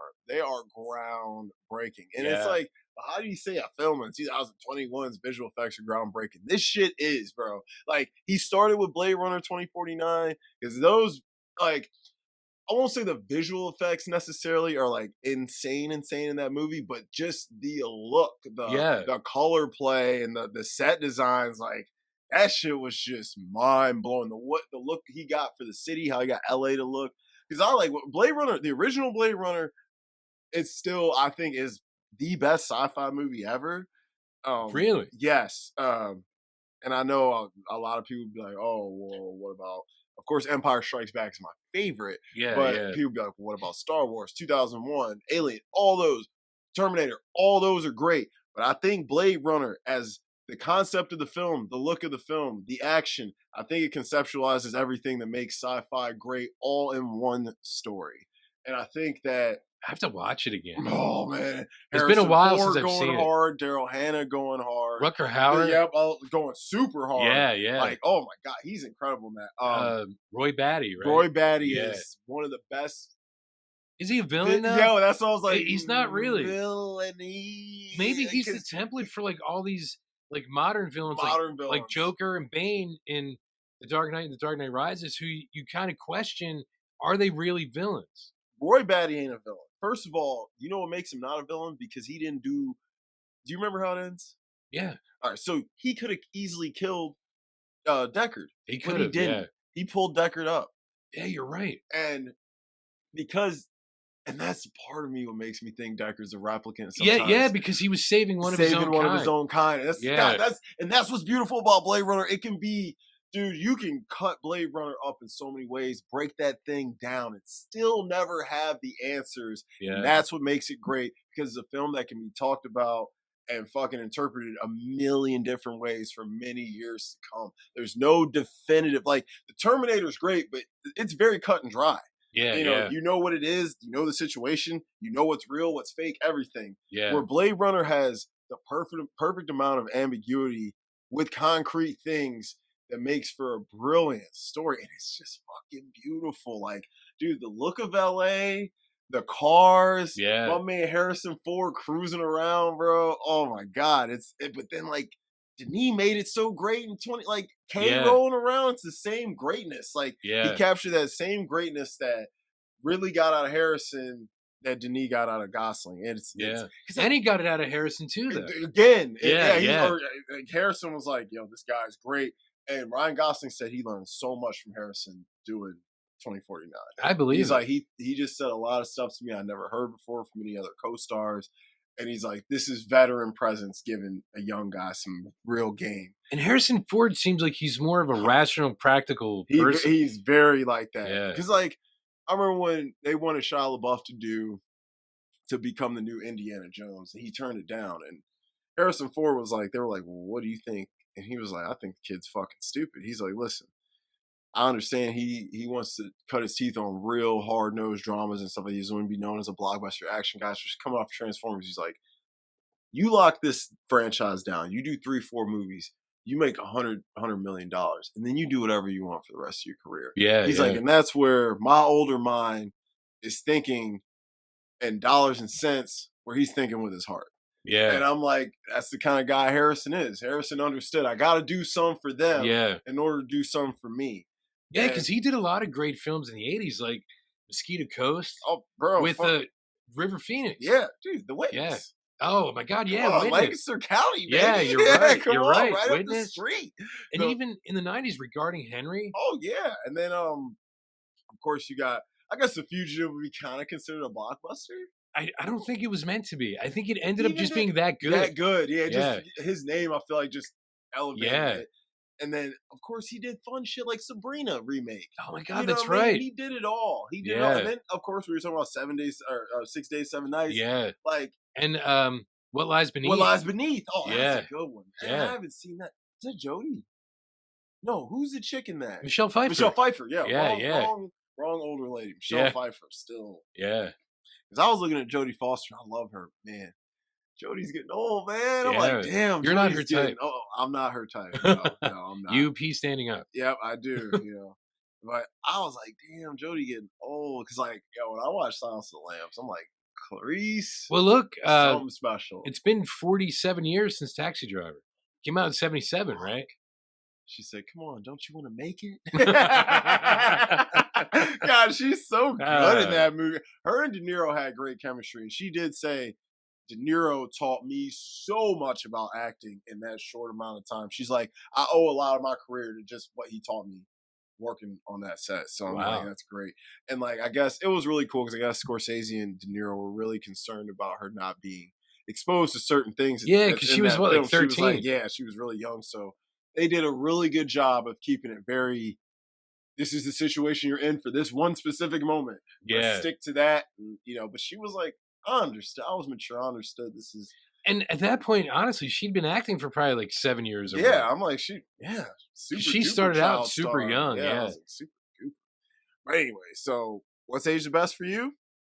Honestly, I would agree with you. I was thinking almost everything because when I think back, like, there's nothing bad about this film. Now, it's a recent film, so it's only aged almost 2.5 years. Yeah, dude, that's what I'm saying. It's still new. Like, I couldn't recast it because it's a new film. It's new, but I did have a recast. Oh, did you? I did. Okay, but all right. It's all like, and I was gonna say, like, take all this like stuff with a grain. This is not a rewatchable film yet because it's not even 10 years old. So this is a new movie. So it's not like when we do some of these classic films, we've broken down and watched it, seen it a bunch of times, so it's still a little different. So because the whole film, I believe, has held up well over the years, over the last couple, and like you said, even the special effects, like, there's nothing cheesy about it. Watching Morbius, Ant-Man, like the Flash, like even though I love the Flash because the story's good and the acting and all that's good, but like watching all them other films, I'm like,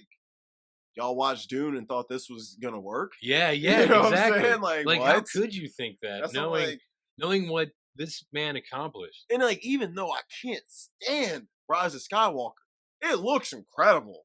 Like the look of it is incredible. I'm like, y'all are going backwards with visual effects. I don't get it. But what's aged the worst? I had nothing because I need to see part 2, and it's not old enough. Yeah. And you know what's aged the worst? Dune 1984. That's Dune 1984. This film makes aged Dune like 1984 look it even, looks it makes it really bad.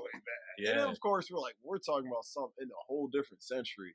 Well, God damn, still, man. Yeah, but like I watch Willy Wonka and I can still tell you it's better than Wonka. And that's even a bigger gap between Dune and Dune 2. So I'm like, come on. But so that's bad. Most rewatchable scenes, I got a few.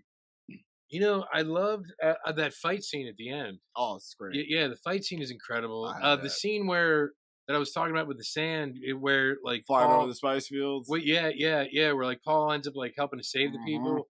Yeah, that's a rewatchable. Anything with the sandworm. Yeah, because even when the sandworm comes up, when the thumper, when he and his mom are like running anyway, and it's like there, and you see the grandness and how massive, and it looks so. I'm like, man, it looks great. It's almost like, and it stops, and it's almost like it's looking at him, even though I don't know if it has eyes. It just has probably doesn't. Shit ton of sure teeth. Can smell and sense, you know. Yeah. I'm sure it's got strong senses if it can't see. Yeah, and that like those scenes to me are great. The fight scene with Gurney, or the sparring scene with Gurney, the scene where uh we were talking about where Duke Leto does the gas, because the way the Baron like floats over to him and stuff. Oh Yeah, man, and the way he's like laying back on the chair, yeah, and the way and when he bites the tooth down, that was when I was like, Oscar Isaacs is an incredible actor. The emoting in that scene sold it. He sold that all with his face because he couldn't really do anything because he was like paralyzed. Yep, he sold that with his face. Like the way he bites down, looks in the fucking Baron's eyes, like fuck you, dude. It's like, oh yeah, so good. That's just a few that I could think of off the top of my head. Yeah, I mean, Jason Momoa's final scene. I got a lot of the same scenes you had. I had the hand in the box. Oh yes, I had that great scene. Like I said, talked about it earlier. They have that needle at his neck. The needle at his neck. So it's like if you take move it out, your you hand, die. Yeah, you move, you die. Yeah. And that scene's just great because it kind of sets up like the intensity of this shit. Yeah, because they put it out there. We don't fucking like you. We don't like your fucking dad. Yeah. Okay. Yeah. You're just a little. That's why you're so feminine because you were supposed to be a girl. Yeah. You know Yeah. They basically tell them motherfuckers like we don't like men essentially. Yeah. Like it's like Barbie Land. You know what I mean? They're like, listen, dudes, y'all go sit over there. Women got this. Y'all have a seat. So Barbie Land. You're right though. You're right. Listen, a lot of these films are all comparable. It's weird that The Flash is comparable to Barbie. Yeah. It's weird that Barbie's comparable to Poor Things. It's weird that Barbie's comparable to Dune. Poor Things comes out digitally the 27th. Oh, yes! Yeah. Can't wait. Yeah. So good. And Oppenheimer tomorrow will be on Peacock, so I got Oppenheimer. I'm saying I can watch it then. We gonna watch it. Okay, we're gonna watch that. Bro. All right. That's the... Yeah, we're gonna figure that out. Actually. Okay. Tonight we'll figure that out. Okay. Later. All right. We already talked about sparring with Paul and Gurney. Yes. Great scene, fun.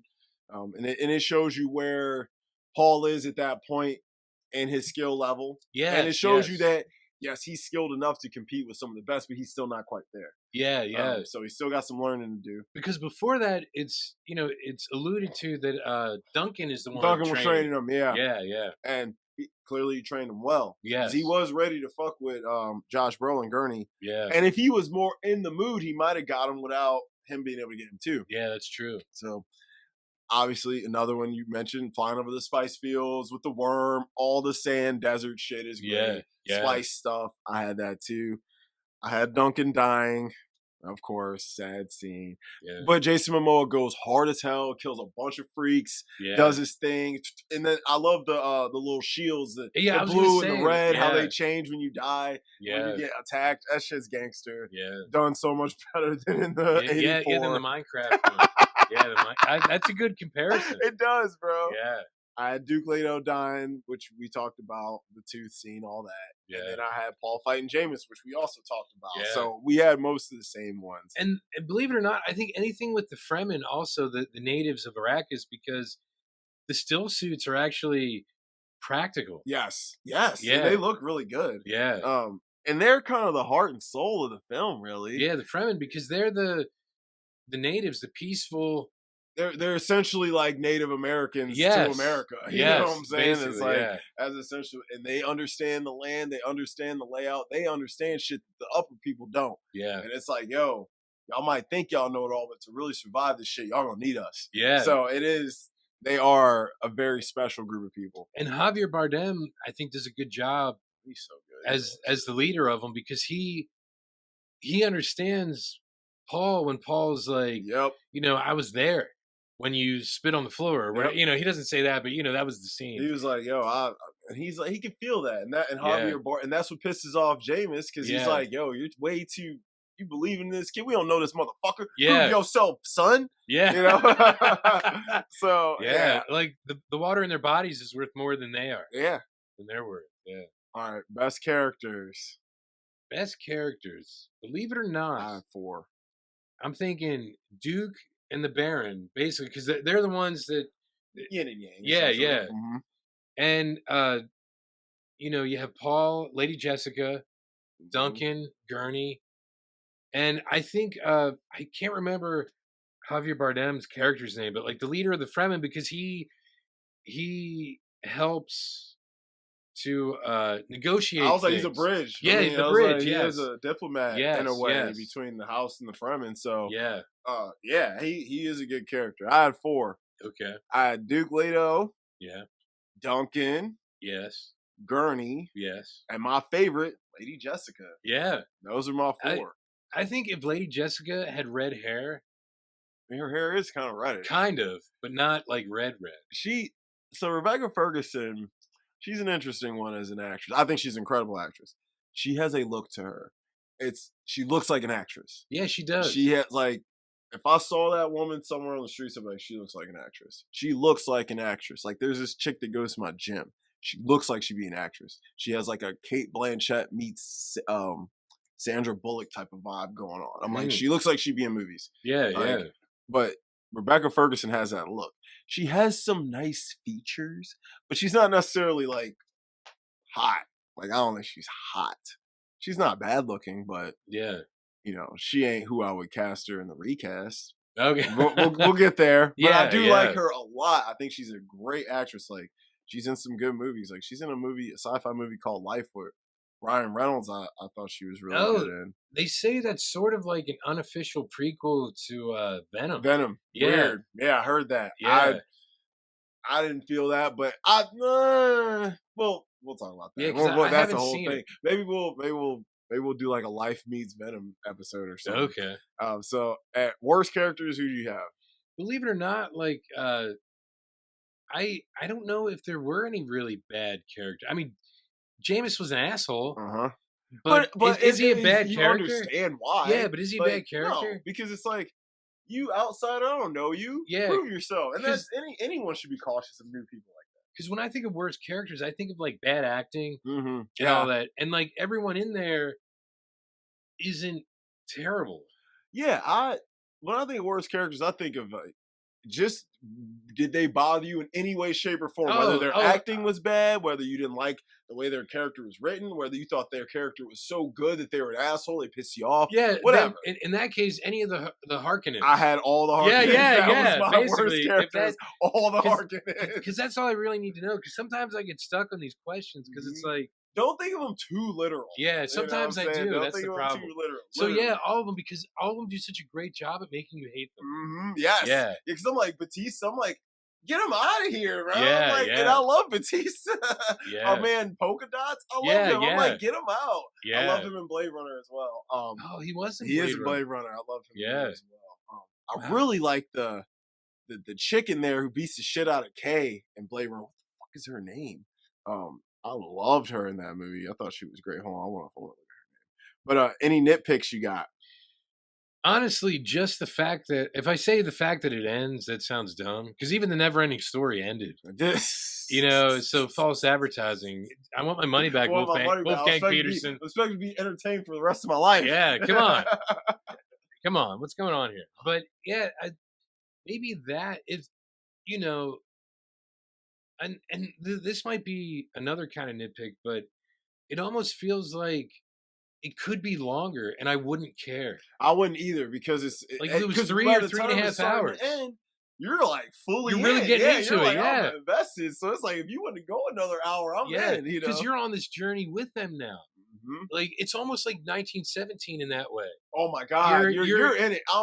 When I watched 1917, I'm like, it's me, the skinny kid, and the fat kid. It's us three. We all in this together. We fighting this crazy German. Yes. And I'm yelling at the dude, don't help that motherfucker. He's gonna kill you. Yeah. And it's like, the German's not bad. He's doing what he's supposed to do. Yeah. You didn't do what you was. Let's get him some water. Fuck that. Get him a bullet. Yeah. And, that pissed me off so bad. I'm like, you left. This was your mission. And you leaving your boy to go finish it. And then Benedict Cumberbatch is like, oh, fuck you. I'm like, oh, man. That's such a good movie. It is a great movie. God, some of the best cinematography in the last 10 years. Sam Mendes, right? Sam Mendes went hard with that one. I was blown away when I first saw that. Yeah. But yeah, this chick from Blade Runner 2049. Okay. She was the one who beats the shit out of fucking Ryan Gosling. Yeah. She's this outfit. This is a little more what she she was wearing shit like that. Oh yes. She was. I loved her. I thought she was incredible. Hey, and Jared Leto was in Blade Runner 2049. He was like the Jesus guy. Yeah, he's so weird in that movie. Yeah, he is. But he's great in that kind of role. In those. I was like, he's perfect for those kind of roles. But so nitpicks. I also didn't have any because I'm like, I need to see the second one before I can really say anything. Yeah, if anything, like give me more to kind of keep me jazzed for the second one. Even though I am, don't get me wrong, but I'm like, I don't have any at this moment. Maybe when we do part 2. Recast. All right, you didn't have any? Yeah, no, because how can you? Because it's been made before. It's been made twice before, and even like the Jodorowsky one, like Orson Welles was going to be in it. Dude, oh my God, that would have been awesome. Yeah, like I love Orson Welles as an actor so much. Yeah, like he had so many great people from back then. If Mick Jagger was going to be in it. Dude, he would have been good. His son, I think Mick Jagger was like the Sting character or the Austin Butler character. Which would have been awesome. Yeah, it would have been great. It would have been perfect. His son was going to be, was training to be Paul. Yeah. So his son was a good actor, actually. Yeah, so, like, anyway, I'm sorry. Go ahead. No. Recast. So I did 6 characters. Okay. Paul, Tom Holland. You know what? I think Tom Holland would be a great Paul. I mean, him and Chalamet are similar. Similar. I think Tom Holland's a little shorter. Yeah, he is. I think Chalamet's like 5'10" or 11. I'm amazed at how tall Chalamet is. Yeah, I think he's like my height. Yeah. Because he and Austin Butler look like they're almost the same height. Yeah, I'm like, which is weird because I thought Austin Butler was huge. I think he's like 6 foot. Yeah, wow. And but Chalamet, I think he's like 5'11" or 6 foot. He's close to it. That's why he looks so damn skinny. Tom Holland. But I went with Tom Holland. That is actually a really good I mean, they're the same age bracket, smaller guys, already action trained. Like, Tom Holland, that's not a role Tom Holland would need to be an incredible actor to pull off. No, and Tom Holland is more muscular. Mm-hmm. So he might be a little more convincing looking. Yeah. And you already know he can, he can fuck around with the combat training. So. Yeah. You're gonna love this one. You're gonna love this one. Duke Leto, Ben Affleck. You know what? That would be perfect. Thinking about Batman, bro. Yeah. He can play him, dude. And especially, believe it or not, the height difference between him and Tom Holland. It don't matter. No, it would be more convincing for the age Paul's supposed to be. Yeah, that too. Yeah. Because I'm like, I think Chalamet is taller than Oscar Isaac. Yeah, he is. Yeah, so and bro, Ben Affleck's perfect now. He's got the grays coming in. He's got that weathered look, but he don't look too old. He still looks like he could have a teenage son. And he can have that gravitas because he is a dramatic actor. He is. And I'm like, he just like what he's done from his Batmans and Gone Girl and like stuff, even like The Last Duel. I'm like, Ben Affleck can fucking act. I don't care what nobody says. Ben Affleck can act. He's come a long way since Fashionable Male. Hell, Shannon from the Fashionable. Yo, Shannon did all the picking up. Right? He's already introduced me to his mother. And this guy did all this in the span of a day. He said, "You fucking losers are going to come here to work or shop. You hang out all day. I don't have any time for anyone with no shopping agenda." Wow, you love Mallrats, don't you? Bro, I grew up with Mallrats. Bro, you know I'm a Kevin Smith guy, I know that. Yeah. I'm like, dude, Mallrats and Clerks, I've seen both of those a million times each. I can still watch them anytime, bro. He said the guy looks like a date rapist. Funny as hell. But for Duncan, bro, The Rock with the Scorpion King wig. Yes, you know what? You're right. He's just, who else is that size and like has that kind of gravitas to do it? Yeah, you know what? You're right. Jason Momoa is The Rock with hair. What about like John Cena? John Cena could do. Oh yeah, I like him too. Because he's been doing. And he was great in Argyle. Yeah, he was, and I feel like John Cena, especially after watching Fast X, I feel like John Cena really can hit the emotional beats that Duncan hit with Paul. Because they did have like that older brother, younger brother vibe. And I think John Cena can hit those beats well. Because he is a pretty good actor. He's become better. I think working with like James Gunn and doing like comedies, believe it or not, working with like Judd Apatow and stuff. I think that's helped a lot too. Because to do comedy, you have to have a certain ability that not every actor has. Not everybody can be funny. Yeah. But I like. So I had The Rock, but I do like John Cena for Duncan. Gurney, Chris Pratt. Gurney, Chris Pratt. He might be a little on the younger side for him. Well, he's he's in his mid-40s. Yeah, now. that's what I'm like. Just so that could work work a little bit.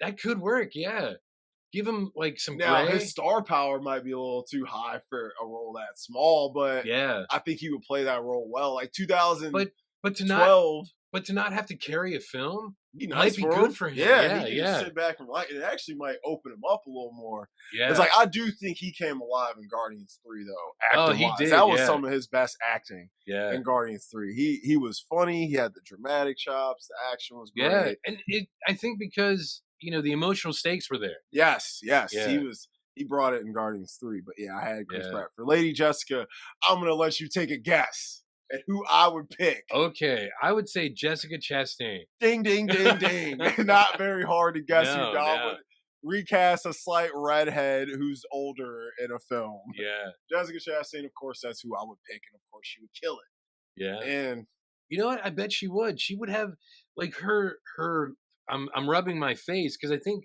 her look would actually be perfect for that role. Because she's gorgeous and she has like a very strong jaw. She has a very strong face. Yeah, yeah. Where, like, it's striking. And like for that role, you put her in the right gear, she'll be pretty enough, but not too distracting. But you'd be convinced, like, okay, Oscar Isaac's and this woman, and they always work together. Yeah, they're worked always together married. Before. Yeah, they've been married like 4 times in movies, so they're always together. So they're obviously gonna have good chemistry. Yeah, and I'm convinced they might make a Chalamet. So if, like, let's say you keep Oscar Isaac as Duke because he did a great job. Oh yeah. So what about for like Gurney? You have like Pedro Pascal or something. Oh my God, I didn't even think of him. That might even be better. I like that better because those guys have chemistry anyway. Dude, Pedro Chastain and Oscar. Because Pedro Pascal, they just announced he's going to be Mr. Fantastic in the Fantastic Four movie. We might get it right this time. Yeah, Pedro Pascal, Vanessa Kirby. Oh, I love Vanessa Kirby. The kid who was Eddie in the last season of Stranger Things is going to be the Human Torch. That's a big role for him. And I think the guy that played Microchip in one of the Punisher movies is going to be he's on that show with your guy from the Iron Claw. Jeremy Alan White. Yeah, Eben Moss Baccarat or something. He's on The Bear. Yeah, I think he's on The Bear. Who does he play on The Bear? I don't know. Is he Cousin? He might be. Hold up. But he's going to be the Thing. Yo, if Cousin's playing the Thing, that'll be crazy. It's like Eben Moss. Eben Moss, bro. It's Cousin, bro. Yeah. He is so good in The Bear. He's my favorite character in The Bear. Wasn't he Microchip in one of the Punisher movies? Let me see. Let me pull up his film. Oh, I mean the Punisher TV show, not the movie. Yes, the TV show. Yeah, he the was. TV show. He was yeah, in the TV show. Because I knew he had something to do with the Punisher. Because I recognized his face. Dude, I love him, bro. He's so good. And The Bear, man. The Bear is my shit. And you know what? Speaking of the Punisher, wouldn't the guy who played the Punisher in the TV show, wouldn't he make a great John Berthel? Yeah, wouldn't he make a great like Duncan? He would. Oh, he would be a great Duncan. Yeah. Or Gurney. Either one or the other. Yeah. Either one of them. Because if you have like Pedro Pascal could be one or the other, bro, and he they could be would the other be one. Great. And they all kind of have that like smoky kind of Spanish-esque look to them. Yeah, they all kind of look like Spanishy, Italian-y. They're all kind of tan, Oscar Isaacs, Pedro Pascal, John Berthel. They're all like tan, dark-haired guys. Like, so it would make sense if these guys were all family. And even with Ben Affleck though, as Duke, like you said, even with the other two guys, it would be incredible though. Yeah, like with John Bernthal and Pedro Pascal as the other guys. Yeah, Tom Holland. I can't think of anyone else that would be. Tom Holland has to be it, right? Yeah, he's gotta be it, right? Like, that's pretty good. Who else is there? Like, even as like an up and coming actor, I can't think. Like, nobody. Yeah, Chalamet and Holland. If you need a 20s actor, they're the guy. Because honestly, Zac Efron's too old. He's too old, and to fucking, he'd have to slim down. Well, is he still beefed up from the Iron Claw? He's always in shape, though. He's always like in great shape. Year-round, like kind of big guy. Oh yeah, because he was in Baywatch with The Rock, dude, and he was like always been. I'm like, he stays year-round pretty jacked. Yeah, like obviously he ain't looking like no one's maintaining that for any extended period of time. No. he is too old. Zac Efron's like 37, maybe. Because he might 10 years ago, he probably would have been great. Yeah, 10 years ago, Zac Efron for sure. Like around the time that he did, was that The Paperboy or something with Nicole Kidman? Yeah. Like that era, Zac Efron would have been perfect. Yeah, like right after High School Musical. Mm-hmm. Like the kid from Baby Driver would be good too. Oh, whatever. I can picture him. He's from The Fault in Our Stars. He would have been good too. I like him a lot. Yeah, I can picture that kid. I got one more cast. Okay, I'm sorry. Shawnee. Oh yeah. Amandla Stenberg from The Hate U Give and Bodies, Bodies, Bodies. Have you seen either of those? Well, I'll show you the chick. Oh, you know what? Who would actually be a great Paul? Now that you said The Hate U Give. Oh, the kid who plays Archie. Yeah, KJ Apa. He would be good. He would be great. I mean, he's like chiseled too, but he would be incredible. This is the chick. She would be great. Dude, she's a good actress. And you know what? Speaking of KJ Apa, Cole Sprouse would be a good one too. Hey, I like him because he has a good look. He does have the look. Yeah, he could even probably come through and play Austin Butler's part. He could, I bet. After making Jughead a great character, I think he can literally do anything. I mean, and he's done other things since then. Dude, he's good. Yeah, she's not bad. No, not at all. There's no hate. No hate. But she's starting to blow up, though. But she's real good in Bodies, Bodies, Bodies. But you know who she is? She's Rue from Hunger Games way back when. Younger. Really? Yeah, younger. Oh wow. Yeah, super young. Wow. That's crazy. But that's all I got, man. So wow. No, those are great. So we gotta because I didn't even think because it's so new. I'm like, who? You're like, how do I think of this now? And yeah. You're like, wait a minute. Actually, I'm like, you could. I hadn't thought about it because I was like, that's why there's some guys. Sometimes it seems obvious that I don't really prepare these questions anymore because I realize when you say something, it'll trigger something in my mind. You're essentially acting. Yeah. You're reacting for me. Yes, yeah. Because I realize you think about these in a way that I don't. And then it helps me think about them, yeah. And then like you came up with some. I didn't even like Pedro. I'm like, damn, how did I not think of Pedro? Yeah, because he's great in everything. Everything. I'm like, and I'm just watched The Kingsman 2, and how did I not think about him? And he probably would have been. He'd be great as Gurney because of that role of his of helping out the younger characters. I'm thinking about Joel from Last of Us. Yeah, or The Mandalorian. Oh my god. Yeah. I can bring you in warm. I can bring you in cold. Dude. I have to watch it. I need to watch Obi-Wan. He's mad cold. I need to watch there. The Mando. Mando season 1 and 2 are fire, bro. The way, the way season 2 ends alone, it's just worth watching all this for. But anyway, so let's grade this bitch. Yeah, sorry, believe it or not, I'd give it a solid A. But only because it's part 1. Part 1, because as it stands right now, because it's a part 1, I'm gonna give it an A-. But it has the potential to grow or fall. Yeah, because once you see part 2 and put it all together, it'll change. It's gonna change the game. So that's my grade. So guys, we got Dune. What is it? February 28th or 20? It comes out March 1st. March 1st. Okay, yeah, March 1st. That's fucking 2 weeks from now, man. We're right around the corner. So, yeah guys, I hope you have watched Dune before you listen to this, because obviously we gave everything away. Yeah. But spoiler alert, there's going to be a part 2. There's going to be a part 2, and we will be covering that.